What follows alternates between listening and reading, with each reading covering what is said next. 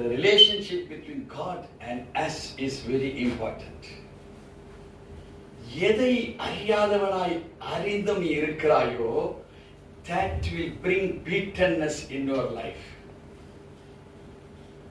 உலக பிரகாரமானவனுக்கு பீட்டன், ஆவிக்கு பிரகாரமாய் அறிந்து அறியாதவனாய் இருந்தால் பைபிள் says அது அவனுக்கு பாவம். யாக்கோபுல என்ன படிச்சோம்?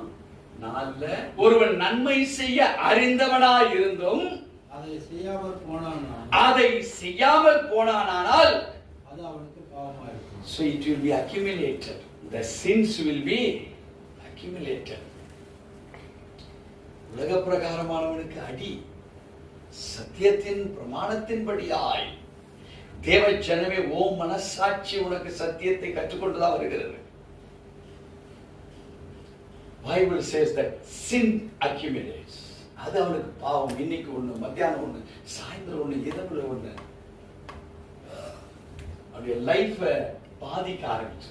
பயப்பட வேண்டாம், நம்ம ஒண்ணு பயப்பட வேண்டாம். God is our remedy. தேவன் நமக்கு என்னவா இருக்கிறாரு? பரிகாரியாகிய கர்த்தரா இருக்கிறார். இதெல்லாம் சேர்த்து மரித்தார்னு நீ நினைச்சனா உன் லைஃப்ல டேர்னிங் வந்துடும். பயப்படாதீங்க. நான் கற்றுக் கொடுத்தது உங்களை அடி வாங்குறதுக்கு இல்லை, நீ அடி வாங்கிட்டு இருக்கீங்கன்னு உங்களை சுற்றி காண்பிப்பதற்கு அல்ல. There is a rectifying powers. அந்த பவர்ஸ் தான் ஜீசஸுடைய அதிரப்படுகிற சத்தம். கிரகிக்க கூடாத அற்புதத்தை செய்கிற தேவன் நம்மளோடு இருக்கிறார் நீ நினைப்பாயானால் நீ வேண்டாத பீஸா இந்த உலகத்தில் வாழ மாட்ட. எப்படியாவது ஒன்று செய்ய வச்சிருவார், எப்படியாவது ஒன்று உருவாக்கிடுவார், எப்படியாவது அவருடைய ராஜ்யத்தை கெட்டுகிற வல்லமை அவனை கொடுத்துக்கிட்டே இருப்பார்.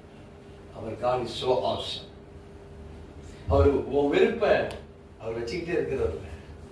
வானத்துக்கும் பூமிக்கும் எவ்வளவு தூரமோ, கிழக்குக்கும் மேற்குக்கும் எவ்வளவு தூரமோ அவர் பவர்ஃபுல்லாக இருக்கிறாரே, அவர் மன்னிக்கிற தேவனாக இருக்கிறார்.